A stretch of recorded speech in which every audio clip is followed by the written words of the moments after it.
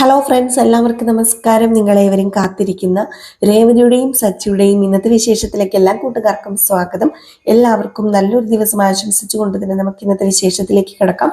അതിനു മുമ്പായിട്ട് ആരെങ്കിലും ഈ ചാനൽ ആദ്യമായിട്ട് കാണുന്നുണ്ടെങ്കിൽ അതിനോടൊപ്പം ആരെങ്കിലും സബ്സ്ക്രൈബ് ചെയ്ത് വെച്ചിട്ടില്ല എങ്കിൽ തീർച്ചയായിട്ടും ഒന്ന് സബ്സ്ക്രൈബ് ചെയ്ത് വെച്ചോളൂ കേട്ടോ. അതുപോലെ തന്നെ നമ്മുടെ വീഡിയോ ഇഷ്ടപ്പെടുകയാണെങ്കിൽ എല്ലാവരും ഒരു ലൈക്ക് അടിച്ചിട്ട് പോണേ. അപ്പം നമുക്ക് നേരെ വിശേഷത്തിലേക്ക് തന്നെ കിടക്കാം. തുടങ്ങുമ്പോൾ തന്നെ നമ്മുടെ ശ്രുതിനെയാണ് കാണിക്കുന്നത്. അങ്ങനെ ശ്രുതി പറയാണ്, ഇളയച്ചൻ്റെ ഭാര്യ ഹോസ്പിറ്റലിലാണെന്ന്. അപ്പോഴത്തേക്കുമാണ് നമ്മുടെ ഇളയച്ചൻ പറയുന്നത്, ഭാര്യയോ? ആ, ഇളയമ്മ ഹോസ്പിറ്റലാണെന്ന്. ഏത് ഇളയമ്മ എന്നിങ്ങനെ ഇളയച്ചൻ ചോദിക്കുക. ബീരാനിക്കയുടെ ചോദ്യം കേട്ട് കഴിഞ്ഞപ്പോഴത്തേക്കും ചുറ്റും നിൽക്കുന്നവരൊക്കെ നോക്കുകയാണ് കേട്ടോ. പ്രത്യേകിച്ച് നമ്മുടെ സച്ചി ഇങ്ങനെ രൂക്ഷമായിട്ട് നോക്കുന്നു. അപ്പോഴത്തേക്കുമാണ് നമ്മുടെ ശ്രുതിക്ക് ദേഷ്യം വരുന്നുണ്ട്. ശ്രുതി പറഞ്ഞു, ഇളയച്ചൻ ഇതൊക്കെ മറന്നുപോയോ? ഇളയച്ചൻ ഇവിടെ വന്നു കഴിഞ്ഞപ്പോഴത്തേക്കും എല്ലാ കാര്യവും മറന്നുപോയെന്നാ തോന്നുന്നത്. അപ്പോഴാണ് പെട്ടെന്ന് വീരാനിക്കയ്ക്ക് ബോധം വന്നത്. ഓ ഓ ഓ ഓ ഓ ഇളയമ്മ, ഓ എൻ്റെ ഭാര്യ. അല്ല, അവക്കെന്താ പറ്റിയത്?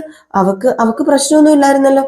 അതെ, ആന്റി ഇപ്പം വിളിച്ചിട്ടുണ്ടായിരുന്നു എന്നെ, ഇളയമ്മയുടെ അനിയത്തി. ഇളയമ്മയ്ക്ക് എന്തോ പനിയോ വല്ലതും അങ്ങനെ എന്താണ്ടാന്നാ പറഞ്ഞത്. എന്നിട്ട് ഹോസ്പിറ്റലിൽ അഡ്മിറ്റ് ആണത്രേ. പനി കുറച്ച് കൂടുതലാണ്. അതുപോലെ തന്നെ ഇപ്പൊ തന്നെ ഇളയച്ചനെ കാണണം, ഇളയച്ചൻ അങ്ങോട്ടേക്ക് വരണമെന്നൊക്കെ പറഞ്ഞു.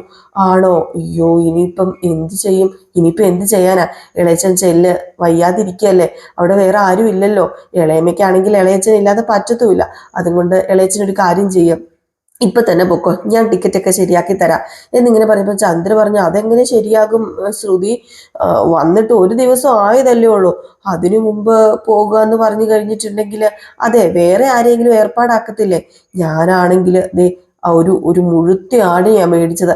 അപ്പോഴാണ് ഈ ആടിന്റെ കാര്യം പറഞ്ഞപ്പോൾ ബീരാനിക്ക പറഞ്ഞത്, അത് ശരിയാണല്ലോ, പാവം ആന്റി ഒരു മുഴുത്ത ആടിനെ മേടിച്ചിട്ട് എനിക്ക് വേണ്ടി അതെന്തൊക്കെയോ ചെയ്യണം എന്നോർത്തിരുന്ന, എന്നിട്ട് അത് കഴിക്കാതെ ഞാൻ പോയി കഴിഞ്ഞിട്ടുണ്ടെങ്കിൽ ഇവരോട് ചെയ്യുന്ന ദ്രോഹമായി പോവില്ലേ ശ്രുതി എന്ന് പറഞ്ഞപ്പോഴത്തേക്കും, അയ്യോ ഇളയച്ച ഇപ്പൊ ആ കാര്യം പോട്ടെ, അത് ഞങ്ങൾ എല്ലാവരും കൂടെ കഴിച്ചോളാം, അത് സാരമില്ല. ഇളയച്ചനൊരു കാര്യം ചെയ്യേ, എത്രയും പെട്ടെന്ന് ചെല്ലാൻ നോക്കുക. അപ്പോഴത്തേക്ക് നമ്മുടെ രവീന്ദ്രനും പറഞ്ഞു, ചന്ദ്രേ നിനക്ക് അങ്ങനെയൊക്കെ പറയാം. അതെ, അയാളുടെ ഭാര്യയ്ക്കാ വയ്യായിക. നീ ഒന്ന് ഓർത്തു നോക്കിയേ, നിനക്ക് വയ്യായിക വരുമ്പം ഞാനിവിടെ ഇല്ലാത്തൊരവസ്ഥ. അതുകൊണ്ട് എല്ലാ അവസ്ഥയും അറിഞ്ഞു തന്നെ പെരുമാറണം. അതുകൊണ്ടൊരു കാര്യം ചെയ്യേ, ഇളയച്ചനെ എത്രയും പെട്ടെന്ന് പറഞ്ഞു വിടാൻ നോക്ക് ശ്രുതിമോളെ, അതാ വേണ്ടത്. അല്ലെങ്കിൽ പിന്നെ ആ സ്ത്രീ എന്ത് വിചാരിക്കും? അപ്പോഴത്തേക്കാണ് നമ്മുടെ ഇളയച്ചനാണെങ്കിലും ഇനിയിപ്പോൾ ഇവിടുന്ന് പോകണമല്ലോ, അയ്യോ ഇനിയിപ്പോൾ എന്ത് ചെയ്യുന്നുള്ള രീതിയിലാട്ടോ ഇരിക്കുന്നത്.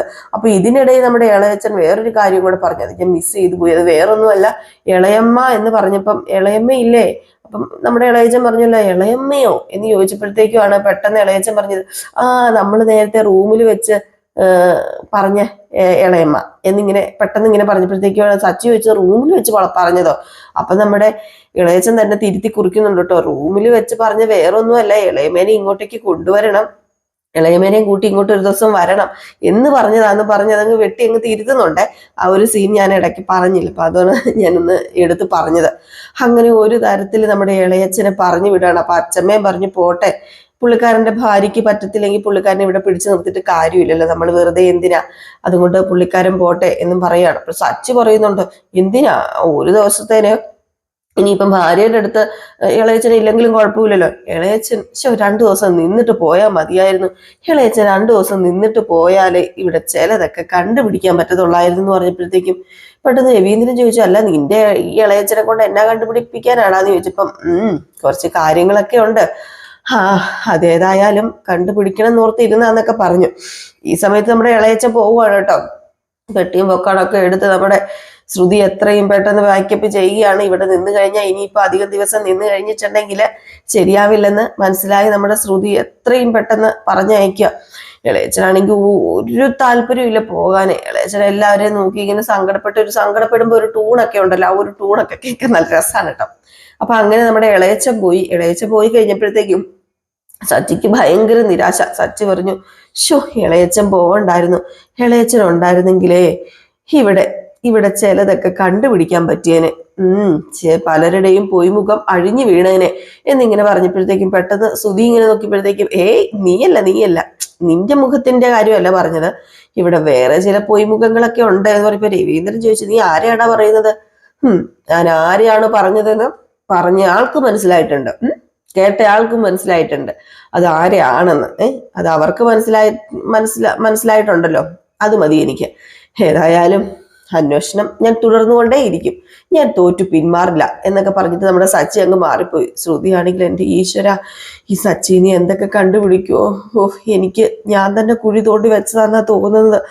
എവിടെയോ കിടന്ന ഒരു ബീരാനെ കൊണ്ടുവന്ന് എൻ്റെ ജീവിതം കളഞ്ഞു എൻ്റെ ഈശ്വര എന്നൊക്കെ പറഞ്ഞുകൊണ്ട് നമ്മുടെ ശ്രുതി ലാസ്റ്റ് ശ്രുതി പറഞ്ഞു, അതെ ഒരു കാര്യം ചെയ്താലോ ശ്രുതി, ഇനിയിപ്പം ഇവിടെ വേറെ പരിപാടികളൊന്നുമില്ലല്ലോ, നമുക്ക് പോയാലോ, നാട്ടിൽ പോയാലോ?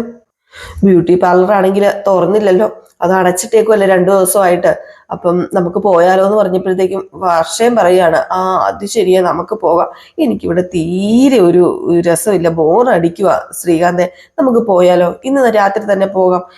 ഏതായാലും ശ്രുതി ചേച്ചിയുടെ ഇളയച്ചൻ പോയില്ലേ എന്ന് പറഞ്ഞപ്പോഴത്തേക്കും നമ്മുടെ രേവതിയും പറഞ്ഞു, അത് പിന്നെ പോയാൽ കൊള്ളായിരുന്നു അല്ലേ സച്ചേട്ടാ, നമുക്ക് ഒരുപാട് കസ്റ്റമർ വെയിറ്റ് ചെയ്ത് നിൽക്കുകയല്ലേ, പൂക്കട ഇത്ര ദിവസമായില്ലേ അടച്ചിട്ടിട്ട് എന്ന് പറയുമ്പോൾ പെട്ടെന്ന് ചന്ദ്ര കയറി പറഞ്ഞു, അവളുടെ ഒരു പൂക്കട, ശ്രുതിയുടെ കടയുടെ കാര്യം പറയുമ്പോൾ നീ എന്തിനായിട്ട് നിന്റെ കടയുടെ കാര്യം പറയുന്നത്?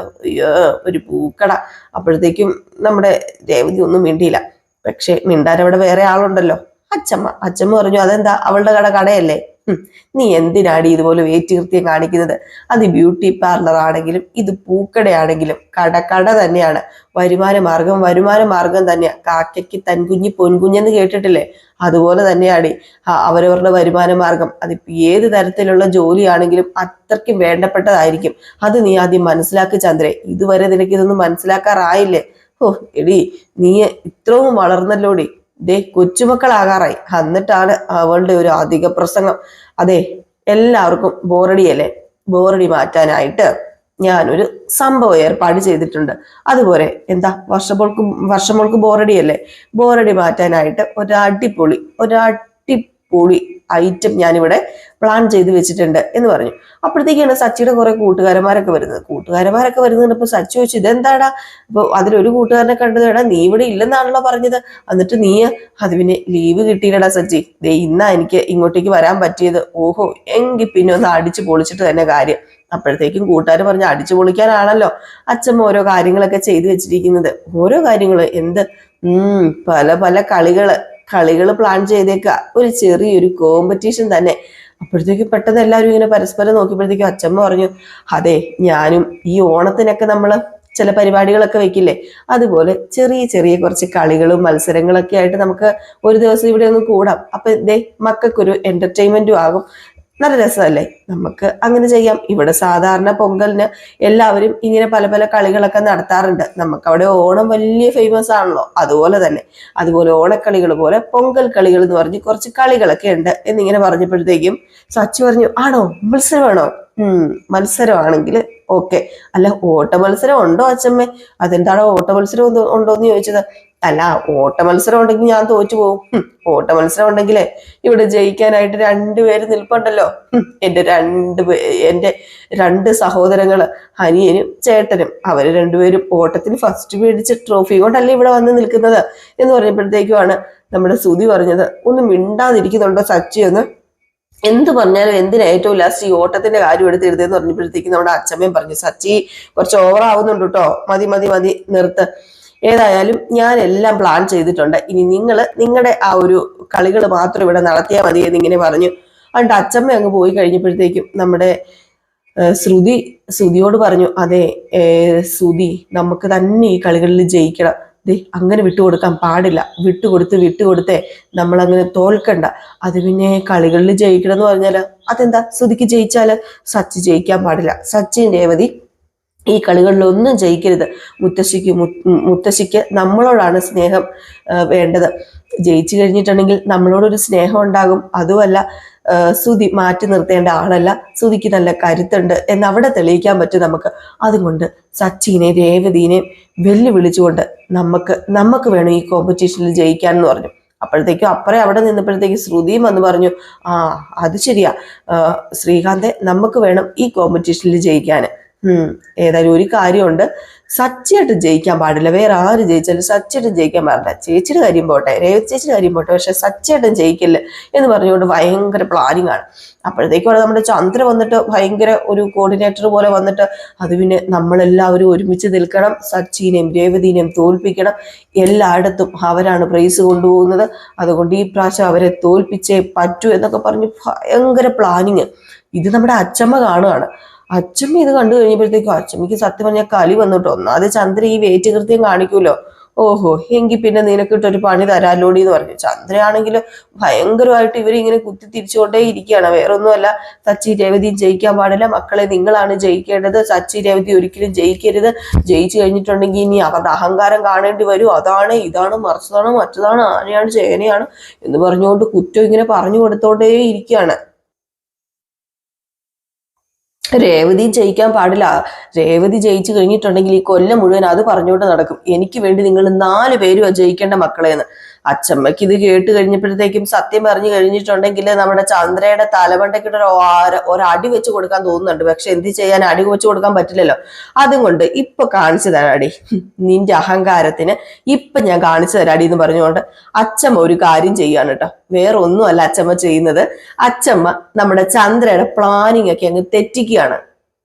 പിന്നെ കാണിക്കുന്ന സീന് നമ്മുടെ രേവതി സച്ചിയാ. അങ്ങനെ നമ്മുടെ സച്ചി പറയുക, രേവതി മത്സരത്തിൽ നമ്മൾ തന്നെ ജയിക്കുമല്ലേ, നമ്മൾ തന്നെ ജയിക്കണം, അത് പിന്നെ സച്ചേട്ടാ ജയിക്കുന്നൊക്കെ അവിടെ നിൽക്കട്ടെ, ജയവും തോൽവിയൊക്കെ അതിലല്ല പ്രാധാന്യം, മത്സരത്തിൽ പങ്കെടുക്കുക എന്ന, വീട്ടിലുള്ള എല്ലാവരും മത്സരിക്കല്ലേ, സന്തോഷമുള്ള കാര്യമല്ലേ, ഇത് വളരെ രസകരമല്ലേ, നമുക്ക് എൻജോയ് ചെയ്യുക, അതാ വേണ്ടത്. ആര് ജയിച്ചാലും പ്രശ്നമില്ല, ആര് ജയിച്ചാലും എനിക്ക് സന്തോഷം തന്നെയുള്ളൂ. ഇത് കേട്ടപ്പോഴത്തേക്ക് നമ്മുടെ അച്ചമ്മ മനസ്സിൽ വിചാരിക്കുക, ഓ ഇതുപോലെ തങ്കക്കുടം പോലൊരു മരുമകളെ ആണല്ലോ അവൾക്ക് കിട്ടിയത്. എന്നിട്ട് അവള് കാണിക്കുന്ന പരിപാടി എന്താ, അവള് കാണിക്കുന്നത് അങ്ങേയറ്റത്തെ വേറ്റ് കൃത്യം. അപ്പോഴത്തേക്ക് നമ്മുടെ സച്ചിയും പറഞ്ഞായിരുന്നു കേട്ടോ, അത് ശരിയാ രേവതി, ആര് ജയിച്ചാലും നമുക്ക് സന്തോഷമല്ലേ, നമ്മുടെ കുടുംബക്കാരല്ലേ. അപ്പോഴത്തേക്ക് വീണ്ടും അച്ചമ്മ വിചാരിക്കുകയാണ്, ഏതായാലും പാവമക്കള്, ഇവർക്ക് ആര് ജയിച്ചാലും ഒരു കുഴപ്പമില്ല, ഏതായാലും ഇതിനൊരു പരിഹാര മാർഗം കണ്ടുപിടിക്കണമല്ലോ, അങ്ങനെ പോയാൽ ശരിയാവില്ലല്ലോ എന്ന്. അപ്പോഴാണ് നമ്മുടെ രവീന്ദ്രൻ ബാ എല്ലാവരും റെഡിയായില്ലേ, പോകണ്ടേന്ന് പറഞ്ഞ് എല്ലാവരെയും വിളിക്കുന്നത്. അപ്പൊ നമ്മുടെ അച്ചമ്മയും എല്ലാവരും കൂടെ വന്നു കേട്ടോ. എല്ലാവരും കൂടെ വന്നു കഴിഞ്ഞപ്പോഴത്തേക്ക് നമ്മുടെ വർഷ പറഞ്ഞു, ദേ അച്ചമ്മ, ഞാനും ശ്രീകാന്ത് ഫുൾ എഫേർട്ട് എടുക്കും, അതുകൊണ്ട് ഞങ്ങൾ തന്നെ ജയിക്കും. അപ്പോഴത്തേക്ക് ശ്രുതി പറഞ്ഞു, ഞാനായിരിക്കും ജയിക്കുക, പണ്ട് എത്ര കോമ്പറ്റീഷനിലാണ് ഞാൻ വിജയിച്ചിരിക്കുന്നത്. ദേ എന്റെ വീടിന്റെ അലമാര നിറഞ്ഞിരിക്കുന്ന കണ്ടില്ലേ എനിക്ക് കിട്ടിയ മൊമന്റോ കൊണ്ട്. അപ്പോഴത്തേക്ക് സച്ചി പറഞ്ഞു, അതൊന്നും മത്സരിച്ച് കിട്ടിയതല്ലല്ലോ, അതൊക്കെ വീട്ടിൽ നിന്ന് മോഷ്ടിക്കുന്ന കാശ് കൊടുത്തേ മേടിച്ചോണ്ട് വെച്ചതാ, അത് പിന്നെ മോഷ്ടിക്കുന്ന നിന്റെ എന്താ എന്താ പറ ബാക്കി പറ, എന്താ നിർത്തിക്കളഞ്ഞത്. അപ്പോഴത്തേക്ക് നമ്മുടെ ശ്രുതി പറഞ്ഞു, അത് പിന്നെ ഇനി അതിന്റെ ആവശ്യമില്ല എന്ന് പറയുമായിരുന്നു, അത്ര ഞാൻ ഉദ്ദേശിച്ചുള്ളൂ, അത്ര ഉദ്ദേശിച്ചാൽ മതി എന്ന് പറഞ്ഞു. അപ്പൊ നമ്മുടെ ശ്രുതി പറഞ്ഞു, അച്ചമ്മേ ദേ ശ്രുതിയുടെ ടാലന്റിനെ കുറച്ച് കാണരുതെന്ന് പറയണം, ഈ കോമ്പറ്റീഷനിൽ ഞങ്ങൾ തന്നെ ജയിക്കും എന്നിങ്ങനെ പറഞ്ഞു. അപ്പോഴത്തേക്കുമാണ് അച്ചമ്മ പറഞ്ഞത്, ജോഡിയായിട്ട് മത്സരിക്കുന്നതിൽ ഒരു രസവും ഇല്ല, അതുകൊണ്ടേ എല്ലാവരെയും 2 ടീമാക്കി തിരിച്ചാണ് മത്സരം, അതല്ലേ നല്ലത്. അപ്പോഴത്തേക്കും നമ്മുടെ സച്ചി പറഞ്ഞു, അത് കൊള്ളാം, അതേതായാലും നന്നായി അച്ചമ്മ എന്ന് പറഞ്ഞു. പക്ഷെ നമ്മുടെ വർഷയ്ക്കും ശ്രുതിക്കും ഒന്നും അത്രയ്ക്ക് ഇഷ്ടപ്പെട്ടില്ല കേട്ടോ. അപ്പോഴത്തേക്കും നമ്മുടെ ചന്ദ്ര ചോദിച്ചു, അത് വേണോ, അത് ഒരു രസമില്ല, അത് വേണം, രവിയും ചന്ദ്രയും ഓരോ ടീമിന്റെയും ലീഡർ ആയിരിക്കണം, അതല്ലേ അതിൻ്റെതായ ഒരു ഇത്, മുതിർന്നവര് ലീഡറും ബാക്കിയുള്ളവര് ആ ഒരു കക്ഷിയിലെ സംഘക്കാരും ആയിരിക്കണം. കക്ഷിയിലെ സംഘക്കാരോ? അപ്പോഴത്തേക്കാണ് സച്ചി പറഞ്ഞത്, അച്ചമ്മ പറഞ്ഞത് മനസ്സിലായില്ലേ, 2 ടീമാണ് മത്സരിക്കേണ്ടത്, ഒരു ടീമില് നമ്മുടെ അമ്മ ക്യാപ്റ്റനും ഒരു ടീമില് നമ്മുടെ അച്ഛൻ ക്യാപ്റ്റനും, അത് കഴിഞ്ഞിട്ട് നമുക്ക് മത്സരിക്കണം, അതിൽ ജയിക്കുന്നവരാരാണോ അവർക്കാണ് സമ്മാനം, അല്ലേ? സമ്മാനം ഉണ്ടോ അച്ചമ്മേ? സമ്മാനത്തിന്റെ കാര്യമൊക്കെ പിന്നെ പറയാം, ആദ്യം നമുക്ക് മത്സരിക്കാം, അതല്ലേ വേണ്ടത്. ഏതായാലും നമുക്ക് ടീം തിരിക്കാന്ന് പറഞ്ഞ് അച്ചമ്മ ടീം തിരിക്കുകയാണ്. രേവതി, ശ്രുതി, വർഷ രവീന്ദ്രന്റെ ടീമാണ്, അതുകൊണ്ട് രവീന്ദ്രന്റെ അടുത്ത് വന്ന് നിൽക്കുക, ഇനി നിങ്ങൾ ആണുങ്ങളെല്ലാവരും നമ്മുടെ ചന്ദ്രയുടെ ടീമില്. ഇത് കേട്ട് കഴിഞ്ഞപ്പോഴത്തേക്കും ഭയങ്കരമായിട്ടും വിഷമം തോന്നി കേട്ടോ. നമ്മുടെ സച്ചി ഉള്ളത് അങ്ങോട്ട് ഇഷ്ടപ്പെട്ടില്ല. ഇതിനിടയിൽ നമ്മുടെ ശ്രുതി ആണെങ്കിലോ അത് പിന്നെ ശ്രുതിനെ എന്റെ ടീമിലേക്ക് വിടുക അച്ഛമ്മേ, ഞങ്ങൾ ഒന്നിച്ച് നിന്ന് മത്സരിച്ചോളാം. അപ്പൊ ശ്രുതി പറഞ്ഞു, അത് കറക്റ്റ്, അതൊന്നും പറ്റില്ല, ദേ ഇതുപോലെ തന്നെ മതി. ചന്ദ്രയുടെ ടീം 3 മക്കള്, പിന്നെ മഹേഷും ഉണ്ടല്ലോ, അതുപോലെ തന്നെ ഇവിടെ 3 മരുമക്കള്, നമ്മുടെ രവീന്ദ്രന്റെ ടീം, അതാണ് വേണ്ടതെന്ന് പറഞ്ഞു. അപ്പൊ നമ്മുടെ ചന്ദ്രയ്ക്ക് ഇഷ്ടപ്പെടാത്ത രീതിയിൽ ഇങ്ങനെ നോക്കുകയാണ് കേട്ടോ. കാരണം സച്ചി നമ്മുടെ ചന്ദ്രയുടെ ടീമിൽ വന്നത് ചന്ദ്രയ്ക്ക് അങ്ങ് പിടിച്ചിട്ടില്ല. ഏതായാലും നമ്മുടെ ചന്ദ്ര പറഞ്ഞു, അത് പിന്നെ അമ്മേ, സച്ചി ഞങ്ങളുടെ ടീമിൽ വേണ്ട. അതെന്താടി, നിന്റെ മോനല്ലേ അവൻ നിന്റെ ടീമിൽ വന്നാൽ എന്താ പ്രശ്നം ഇരിക്കുന്നത്? അല്ല, അവൻ വന്നാല് ദേ ചന്ദ്ര, ഞാൻ പറഞ്ഞു നിന്റെ വെയിറ്റ് കൃത്യം നിർത്തിക്കോണെന്ന്. അല്ല, നീ പറയാറുണ്ടല്ലോ നീ 3 മക്കളെ പ്രസവിച്ചതാന്ന്, എന്നിട്ട് ഇവനെ നീ പ്രസവിച്ചതല്ലേ? ഞാൻ അറിയാൻ മേലാഞ്ഞിട്ട് ചോദിക്കാന്ന് പറഞ്ഞപ്പം ഒന്നും പറയാൻ പറ്റത്തില്ലാത്തൊരവസ്ഥയിൽ ഇങ്ങനെ നിൽക്കാണ് നമ്മുടെ ചന്ദ്ര. ഏതായാലും രവീന്ദ്രന്റെ ഒരു ടീം, രവീന്ദ്രന്റെ ഒരു ടീം, ചന്ദ്രയുടെ ഒരു ടീം, ഇവര് തമ്മിലാണ് മത്സരം. ഏതായാലും മത്സരം ഇന്ന് കാണിക്കുന്നില്ല, ഈ ഒരു ഭാഗമൊക്കെ കാണിച്ചിട്ടാട്ടോ നമ്മുടെ ഇന്നത്തെ വിശേഷം അവസാനിക്കുന്നത്. അപ്പൊ ഏതായാലും മത്സരം ഇനിയിപ്പോ നാളെ ആയിരിക്കാം. ഏതായാലും മത്സരം കിടിലൻ തന്നെയാണ്. നമുക്ക് ബാക്കി വിശേഷം ഇനിയിപ്പം നമുക്ക് ഉച്ചയാകുമ്പോഴത്തേക്കും നമ്മൾ പ്രമോ ഇടാറുണ്ട്, പ്രമോയിൽ കേൾക്കാട്ടോ. അപ്പൊ പ്രമോ ആയിട്ട് വരാം. ഇത് കഴിയുമ്പോഴത്തേക്കും നയനയുടെയും ആദർശിന്റെയും ഇന്നത്തെ ഫുൾ വിശേഷം ഉടനെ തന്നെ അപ്ലോഡ് ചെയ്യുന്നതായിരിക്കും. അപ്പൊ എല്ലാവർക്കും ടാറ്റാ, ബൈ ബൈ.